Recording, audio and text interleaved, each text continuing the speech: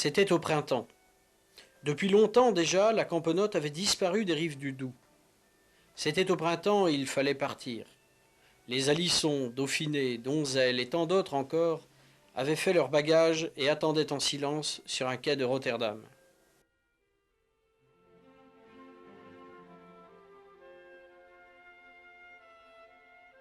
De 1749 à 1752, ils furent 431 sujets montbéliardais du duc de Wurtemberg à prendre ainsi la mer pour aborder au Canada et fonder avec d'autres émigrants Halifax et Lunenburg sur les côtes de la Nouvelle-Écosse.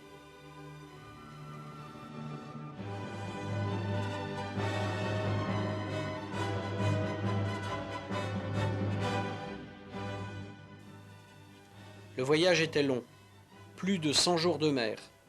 Mais après la fatigue, les privations, la maladie, une nouvelle vie et 50 acres de terre libre attendaient chaque homme valide.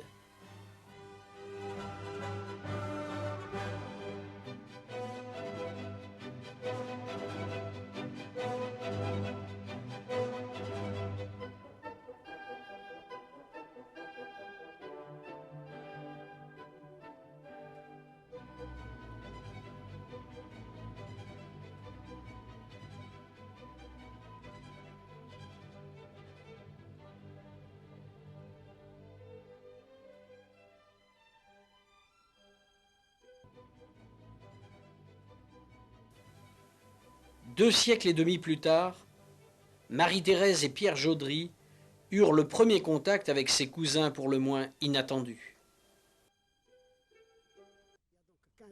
Il y a eu 15 ans hier. Oui. Il y a eu 15 ans exactement hier, arrivait un inconnu pour nous et pour tout le monde au pays de Montbéliard. Il s'est adressé au château de Montbéliard, il est allé au district pour demander si on connaissait. Il a dit « je m'appelle Jodry ». En réalité, son nom a été légèrement déformé, c'est Jodrey là-bas, mais enfin, ça c'est l'influence anglaise qui a mis cela. Alors, on se renvoyait de l'un à l'autre, maintenant j'en connais un ici, j'en connais un là, on ne trouvait rien de précis quand même. Et quand une dame, même deux dames du district, nous dit écoutez, moi je connais un Jodry à Audincourt, je peux vous y conduire. Et de là est partie toute la relation que nous avons avec ces cousins de là-bas. À Lunenburg, par-delà 7000 km d'océan, on a la mémoire longue et les noms des Montbéliardais et des navires à bord desquels ils arrivèrent sont gravés dans la pierre.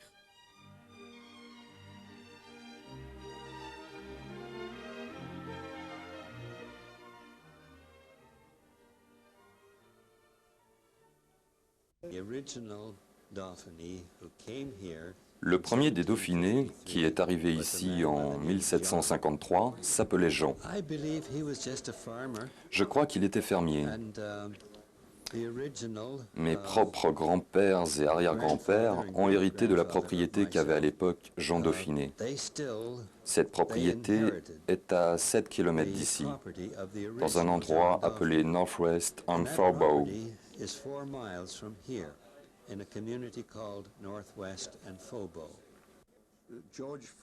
Mon ancêtre était Georges Frédéric Bailly. Il est arrivé en 1753 de Montbéliard. Sa femme et lui étaient instituteurs pour les colons. Mais je crois qu'ils étaient aussi fermiers. Jean-Christophe Jodry était d'Alondan. Je ne sais pas vraiment de quel village venait mon ancêtre Léopold Vienno. Il était fermier. Tout ce que je sais, c'est que durant toute sa vie, il n'a fait aucun autre métier. Léopold Vienno était également fermier.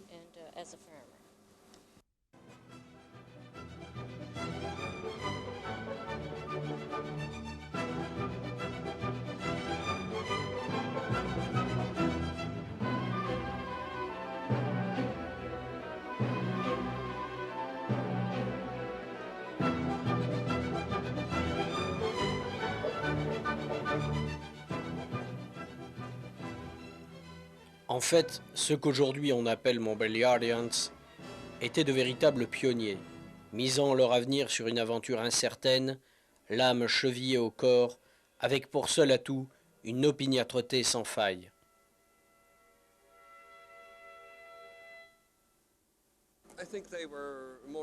Je pense que c'étaient des gens simples, ordinaires. Ils étaient venus en Nouvelle-Écosse en espérant trouver une vie meilleure, avoir l'opportunité de posséder de grandes fermes ou d'établir de nouveaux commerces dans un pays neuf.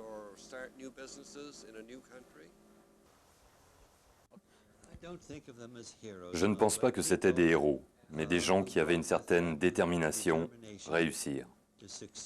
Une foi en un Dieu qui leur a permis de garder espoir et confiance face à une situation qui devait être difficile pour eux. Ils étaient braves et résolus devant l'adversité, et c'est dans ce sens-là qu'ils étaient des héros, des vainqueurs.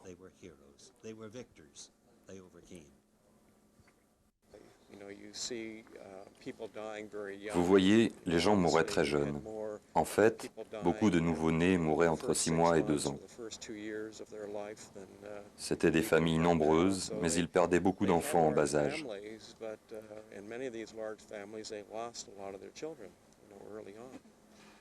Et au début, leur liberté était réduite, parce qu'ils devaient rester dans la zone gardée par la milice pour se protéger des Indiens. Le gouvernement leur a ensuite donné plus de terres, mais chaque fois, ils devaient se battre contre les Indiens pour se l'approprier, en obtenir plus et étendre leur territoire. Certains d'entre eux disaient « je veux cette terre-là », mais elle ne faisait pas partie de la zone protégée. Ce genre d'histoire est tiré de récits dont une partie est légendaire, mais l'autre raconte vraiment ce qui s'est passé. Parfois, une famille se hasardait un peu en dehors de la zone protégée et était tuée. Vous voyez, beaucoup d'histoires comme celle-ci sont arrivées.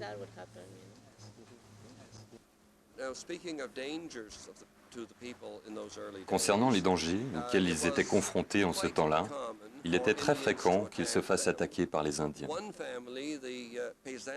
Une famille, les Peasants, ont été attaqués. Un soir, ils entendirent un bruit à l'extérieur.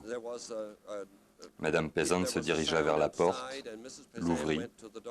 Les Indiens étaient là. Ils tuèrent son mari, le scalpèrent. Ils tuèrent la servante et kidnappèrent Madame Peasant et ses enfants pour les emmener au Québec.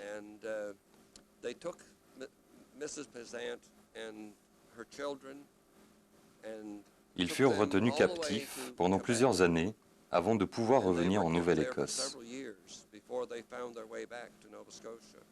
Beaucoup d'histoires comme celle-ci se sont passées à l'époque, à Lunenburg. Mais on fit bientôt la paix avec les Indiens, et ce genre de choses s'est terminé.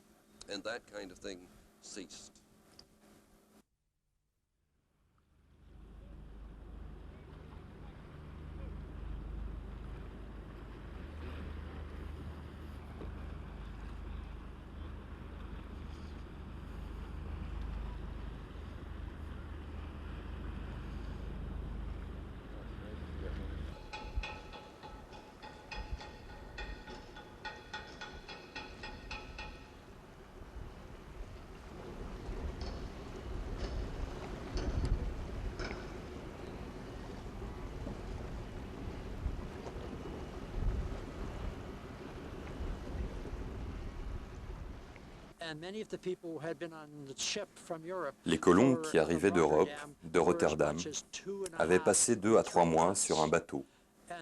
Ils avaient souffert de malnutrition et manquaient d'eau pendant la traversée. Ils sont arrivés malades sur le continent. Beaucoup sont morts d'épidémies. Ceux qui ont survécu sont restés là, à construire les fortifications de la ville d'Halifax. Ils étaient constamment assaillis et arrêtés par les Indiens. Les Indiens, à cette époque, les Indiens Micmac précisément, étaient alliés avec le roi Louis de France contre le gouvernement britannique et autres protestants.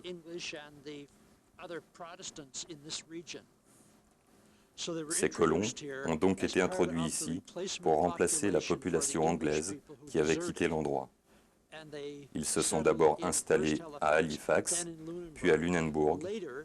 Plus tard, ils ont peuplé le reste de la province, dont Peguis Cove en 1780.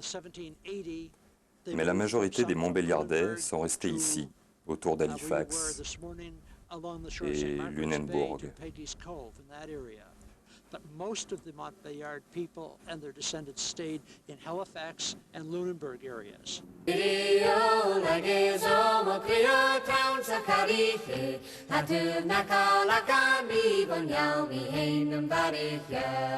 And Jack Ruag Rollin Steel Gunt Corn a Beast and Taki Shown Nura Yiked Yehen Yowel had Gacket Morin Craig. In order to determine which piece of land Pour déterminer à qui serait attribuée chaque parcelle de terrain, ils se servirent d'un jeu de cartes. Ils quadrillèrent ensuite la ville en parcelles. Chaque parcelle était numérotée et ces numéros ont été inscrits au dos des cartes. On a mis celle-ci dans un chapeau ou dans une boîte et les personnes ont pioché. Le numéro figurant sur leur carte correspondait à celui de la parcelle qui devenait la leur à Lunenburg. Nous nous trouvons ici sur le terrain attribué à Jean-Christophe Jodry lors de la loterie.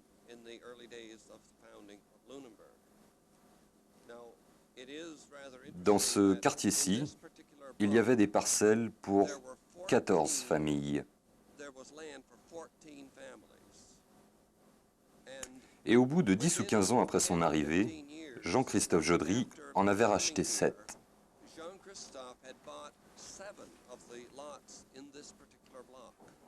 En plus de ça, chaque colon a reçu une parcelle de jardin située en dehors de la ville où il pouvait cultiver ses légumes. On leur a également donné un terrain de 15 hectares ailleurs dans le pays où ils pourraient plus tard construire leur propre ferme.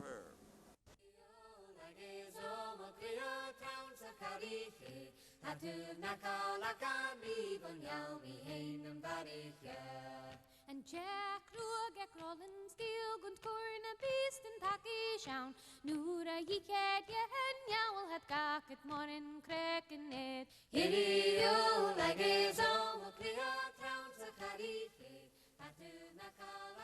On comprend pourquoi la généalogie est devenue une passion pour cette communauté à la mémoire tenace. Cette quête d'identité, qui utilise les vecteurs les plus modernes, l'ordinateur notamment, concerne toutes les générations et jette des ponts au-dessus de l'Atlantique. In Maitland, in Lunenburg County, Nova Scotia.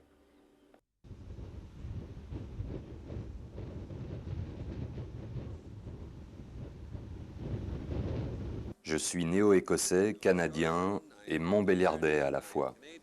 Quand je viens à Montbéliard, je suis toujours un montbéliardais.